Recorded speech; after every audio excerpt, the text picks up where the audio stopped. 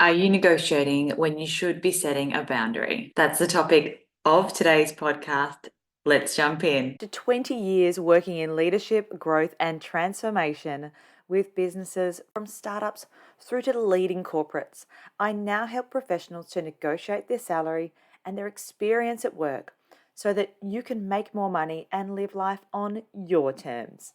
You could say this is helping you to step into the CEO role of your own life. This is the CEO in You podcast with Melissa Hartman. I am so glad you're here with me today. Let's dive into today's episode. Boundaries are a topic that I almost didn't include in my program because I thought it really wasn't relevant to negotiating. But I thought it would be helpful for my clients. I'm really glad that I did because right before Christmas, we had a really powerful conversation about boundaries at work and how boundaries can help us shape our life in the way that we want it to be shaped. And how we can do that in a way that feels respectful, loving, and supports us.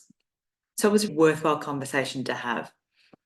Today, I want to talk about the difference between the two. So, the difference between a boundary and something we are negotiating, because I see people confusing these two and not using the right one in the right context. So, a boundary is something that you will do if another person does a certain action, or a boundary is something that you put in place, and it doesn't have to necessarily be in place forever, but it's something that you put in place to support you. A boundary might be that you don't have your work email on your phone. That's a boundary for you. Personal phone, no work email. Another boundary, again in a work context, you might have, I don't check my work email over the weekend. That's a boundary that you might decide to set in your own life and hold that boundary. And you can have that conversation with people around that being a boundary that you have and set expectations with them about that's something that you do and not to expect you to engage with them in that way on the weekend because that time you're not on the emails. In those examples that I've given there, those are decisions that you can make and hold in your own life. And like I said, a boundary doesn't have to be forever. You can just decide it's for a time. You can trial it. You can play with it. Completely up to you as to what boundaries look like in your own life. But boundaries are something that you decide for you. And then really it's about holding it. Whereas negotiations are something that you need to negotiate with another person and they need to agree to it. So you both need to come to an agreement for this outcome to come into effect. So a boundary is just you, whereas a negotiation, there's at least two parties involved. Let's say on the work theme, a negotiation might unfold where you have a recurring appointment that you want to make on a Wednesday, and you'll be out of the office or offline for 2 hours on a Wednesday. And so the negotiation that you might have might go along the lines of, it's important to me that I attend this appointment that I've got. It's every Wednesday. It's going to be for 5 weeks. What I'd like to do is, I know we're busy on Thursday afternoons. I will stay the extra 2 hours on a Thursday to support the team to be able to support our customers on that Thursday afternoon. How does that sound to you? So that might be a negotiation that you have around that needing that Wednesday morning off.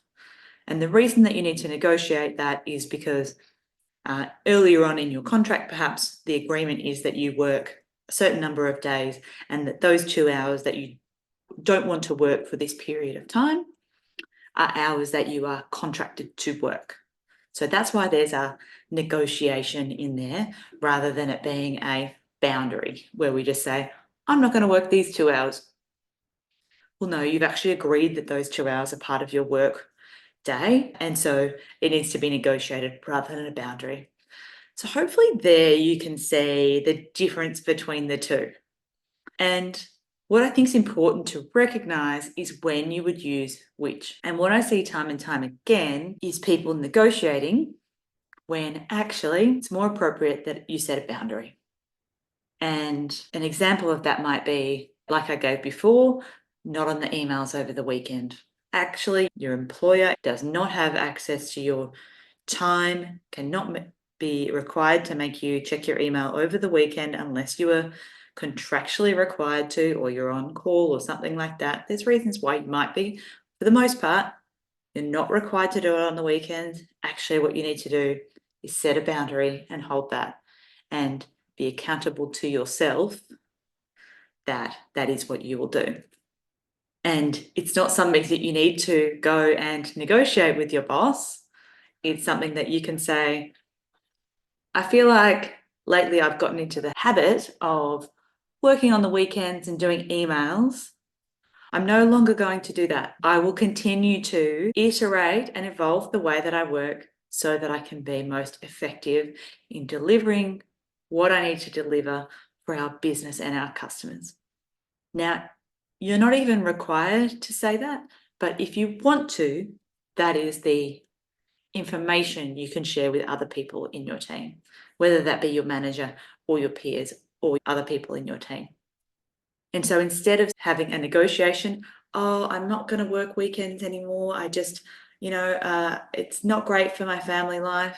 It's just, no, I'm not doing that anymore. Here's how I'm moving forward.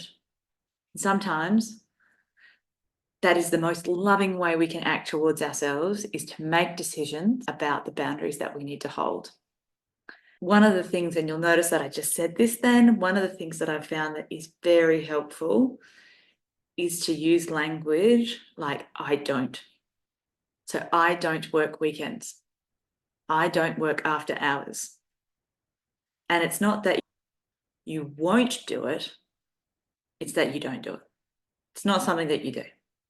Now, if this is a topic that you would really like to deep dive into with me, I will be opening my program very shortly. It is called the Ultimate Salary Negotiation Toolkit.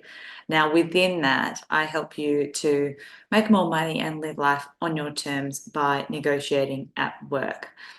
Now, you can jump on the waitlist for that at salarytool.co/waitlist. If you would like to get started right away, you can jump on over to salarytool.co/boss.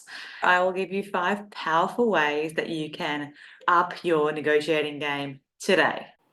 You have been listening to the CEO in You podcast with Melissa Hartman, where we talk about how you can negotiate your salary and experience at work so that you can make more money and live life on your terms. Thank you so much for being here with me today. I look forward to seeing you again very soon. Take care.